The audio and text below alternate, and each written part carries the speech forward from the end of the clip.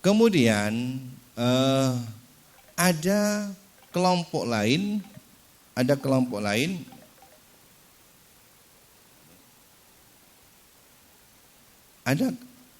di dalam fikih ushul mutaklimin ada kelompok yang disebut dengan at-tahsin wa takbih al-aqliyaini. Pernah mendengar? Itulah kaum sofis. Ada kelompok at-tahsin wa takbih al-aqliyaini. Maknanya ada satu kelompok yang mempunyai pandangan bahwa baik dan buruk itu dapat dijangkau oleh akal. Ini berkaitan dengan begini, posisi akal. Berkaitan dengan nususus syari'. Apakah akal itu menguatkan nusus syari' atau sebaliknya? Nas syari' yu'ayyidul akal. Apakah akal itu menguatkan teks agama atau ketetapan Tuhan, atau ketetapan Tuhan itu menguatkan akal? Kaum Mu'tazilah, kaum sofis, Mu'tazilah yang di bawah sofis berpendapat bahwa nas syari' itu yu'ayyidul akal. Wahyu teks agama itu menguatkan akal. Dengan kata lain, sesungguhnya akal itu sudah dapat menentukan baik dan buruk tanpa ada petunjuk Tuhan. Itu filsafatnya. Kalaupun toh kemudian ada petunjuk Tuhan yang mengatakan baik sesuai dengan apa yang ada pada akal, maka posisi wahyu tadi hanya menguatkan akal. Oh, ini buktinya. Pertanyaannya, kenapa kok begitu? Ini landasan filosofinya. Kembali kepada humanisme sekular. Center of cosmos. Kenapa? Karena Allah Ta'ala itu menciptakan manusia menjadi makhluk yang mulia. Walaqad karramna bani Adam. Kemuliaan manusia itu bukan karena aspek fisiknya, bukan. Kalau aspek fisik ya, badan manusia itu tidak lebih besar daripada badannya gajah. Lebih gede gajah kan? Bukan karena kekuatan fisiknya, bukan. Kalau soal kuat lari, lebih kuat kuda daripada manusia, bukan. Bukan karena warna kulitnya. Manusia itu dimuliakan oleh Allah karena satu, akal. Akal. Akal yang mana? Bukankah semua makhluk punya akal? Iya. Semua makhluk Allah yang hidup itu pasti punya akal. Punya akal. Artinya setiap makhluk hidup itu punya otak. Kuda juga punya otak. Sapi juga punya otak. Kambing juga punya otak. Ayam juga punya otak. Kera juga punya otak. Gajah punya otak. Manusia juga punya otak. Tapi bukan otak itu. Yang menjadi mulia fungsi otak. Jadi fungsi otak itu ada banyak. Kalau secara umum dapat dibagi, di otak itu Allah memberikan semacam apa? Chip. Kalau sekarang apa chip? Tahu chip ya? Chip. Ada chip di situ. Chip itu punya dua fungsi. Satu, chip yang mengatur semua gerakan di saraf ini. motorik namanya. Disebut dengan saraf motorik. Misal begini, saya akan menggerakkan tangan ini, ya. Saya angkat begini. Kan ada otot di jaringan tangan saya ini yang saya perintahkan bergerak.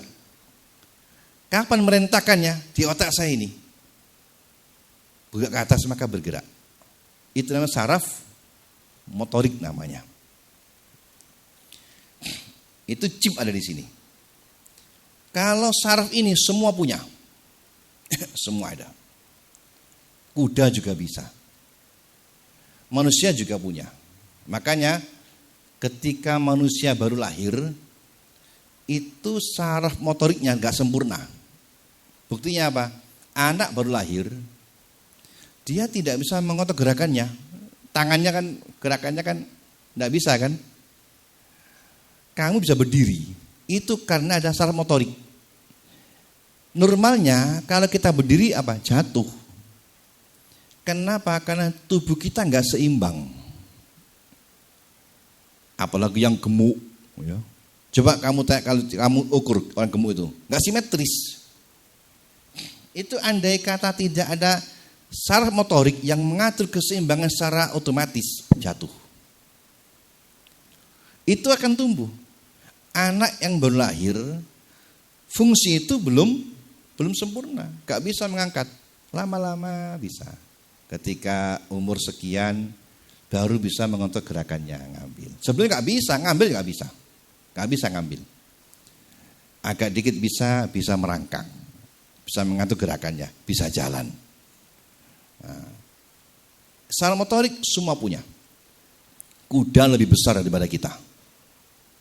Yang kedua, ada saraf namanya saraf respon. Apa? Chip yang diciptakan Allah untuk merespon sesuatu yang di luar ini. Nah, ini ada banyak macam-macamnya.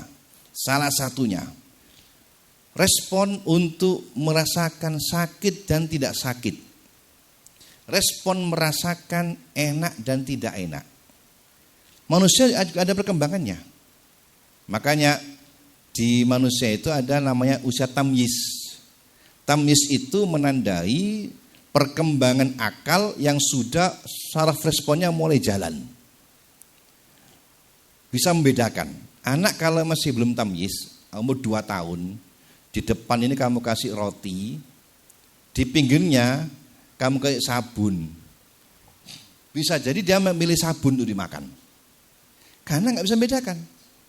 Lama-lama baru bisa berjalan, bedakan. Ketika saraf respon sudah mulai sempurna, masuk usia tamyiz, tapi belum sempurna. Saraf respon tidak hanya dimiliki manusia, binatang juga punya. Ayam itu kalau ditangkap lari. Apalagi kalau kamu bawa lading ya. Ayam tahu kalau disembelih, lari dia, takut.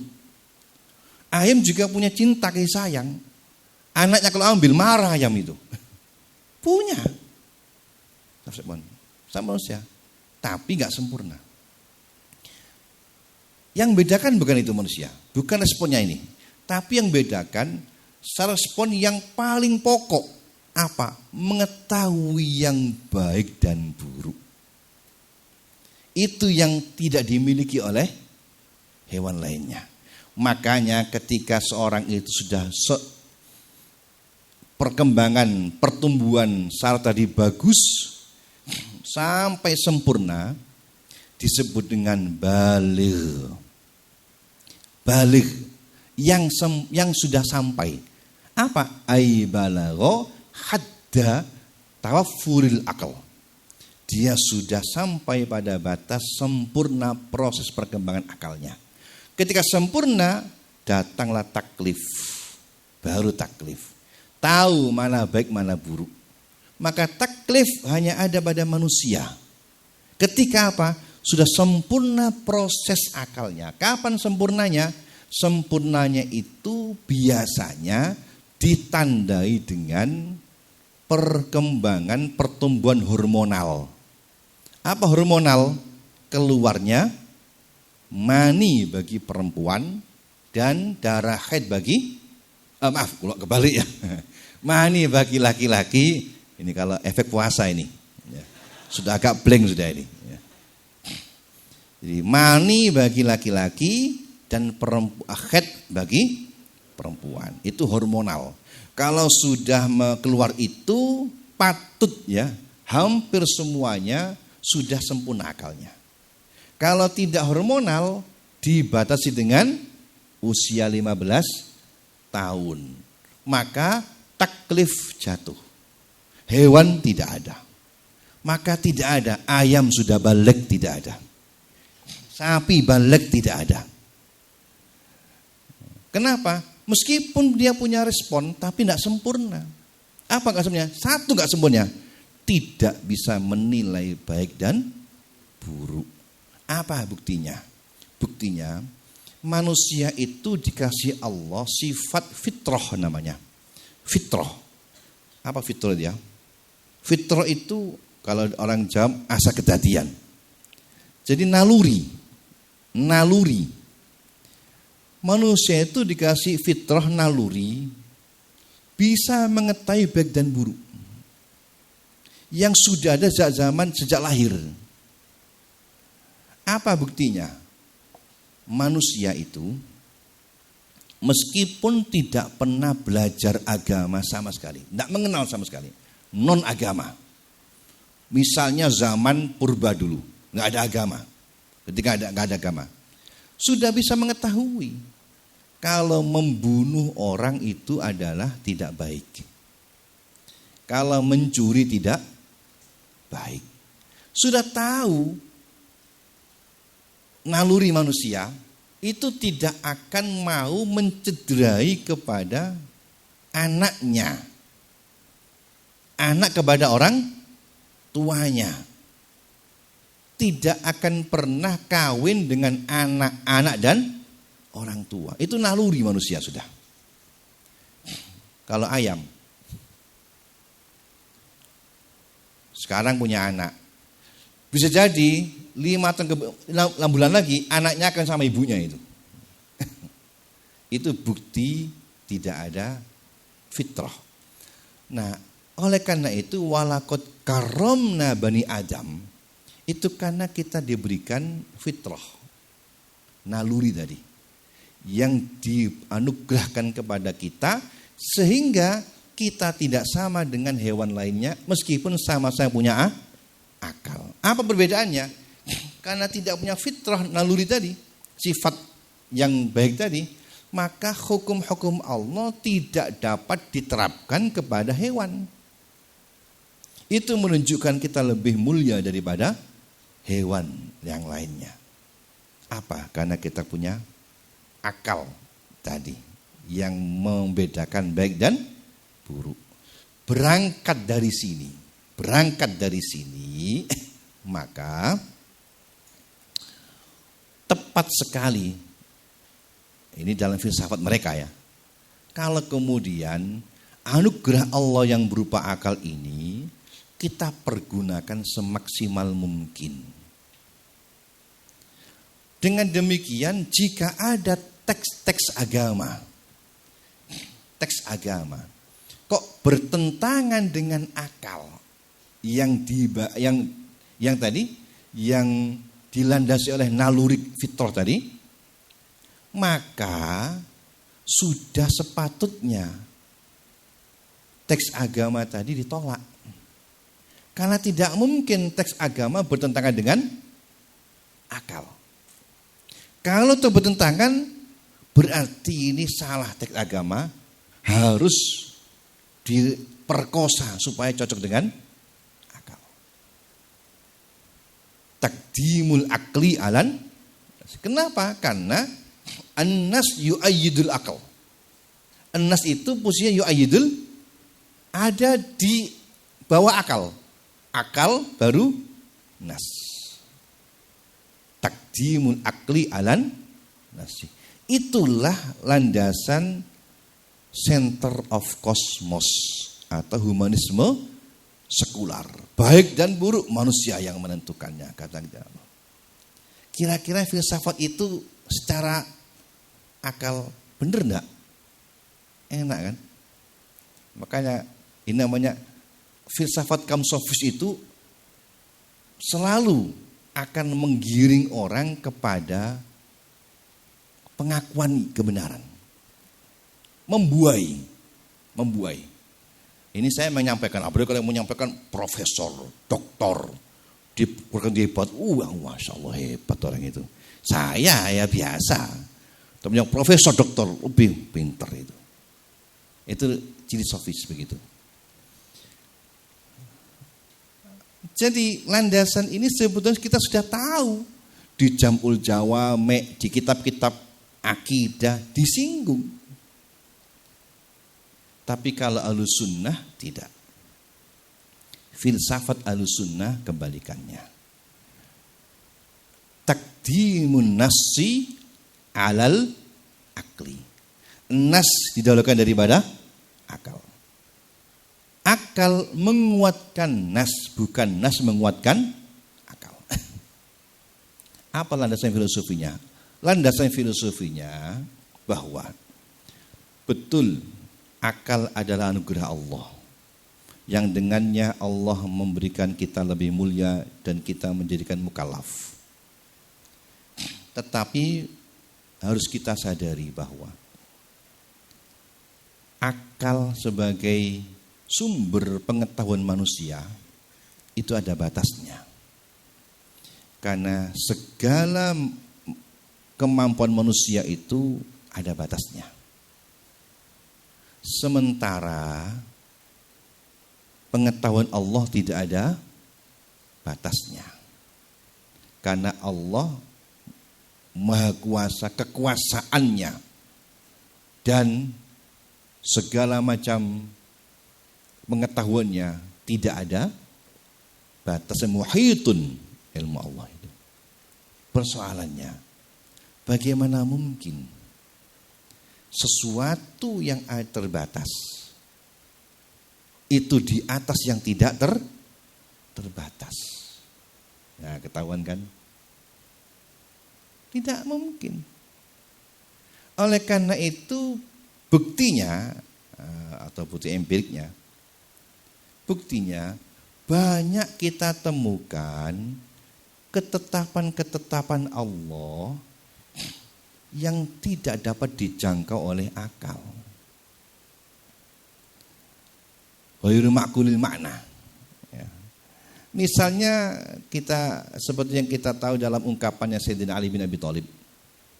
Andai kata hukum Allah itu dapat dijangkau dengan akal, niscaya yang diusap dalam khuf itu apa? Bawahnya. Tapi yang di atas yang diusap adalah atasnya. Contoh lagi. Kalau kamu kentut membatalkan wudhu, wajib disucikan. Gimana cara menyucikannya? Dengan cara wudhu. Yang kamu basuh apanya? Pantat kamu, dubur kamu. Yang dibasuh muka kamu. Pertanyaannya, apa hubungan muka kamu sama dubur kamu? Allah yang tahu. Oleh karena itu, Ahlussunnah landasan filosofi adalah takdimun nasi akli. Kalau sudah nas mengatakan begini, maka kami tunduk. Wa makana min walamat idzaqallahu wa sa'amra ayakuna lahumul khiyaratu min amrihim. Ya sudah, kalau Allah begini kita tunduk. Salimna, kita terima.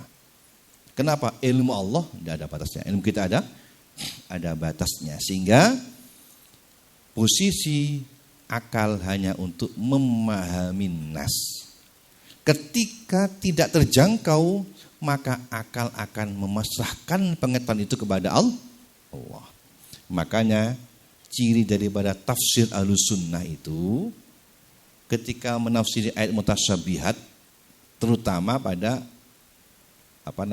muqtatafat huruf dengan kalimat apa? Wallahu a'lam bimuradihi. Alif lam mim. Apa tafsirannya? Allah alam bimuradi. Ini contoh dari jamaah ini. Jangan dikira iki apa mufasiri turun-turun gak weruh isan. Belum lu sudah KU dah. Itu maknanya saya yakin di dalam ayat ini ada maknanya. Karena tidak mungkin Allah itu menurunkan ayat tanpa makna. Abas namanya, mustahil Allah abas. Tidak mungkin. Cuman apa makna yang terkandung dalam ayat ini kami tidak tahu.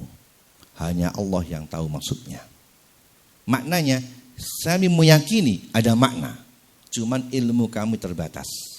Sehingga kami masahkan pengetahuan akan makna ini kepada Allah. Allahu alam bimuradihi. Itu ciri Ahlussunnah wal Jamaah.